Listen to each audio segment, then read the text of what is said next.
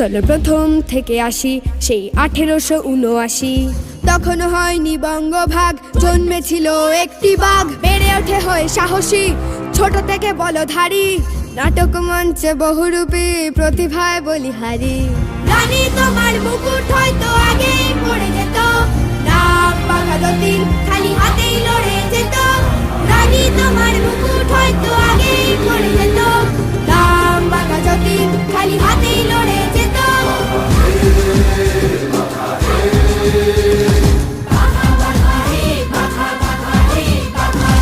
যতীনের বুদ্ধি খেলায় ব্রিটিশ না যে হাল।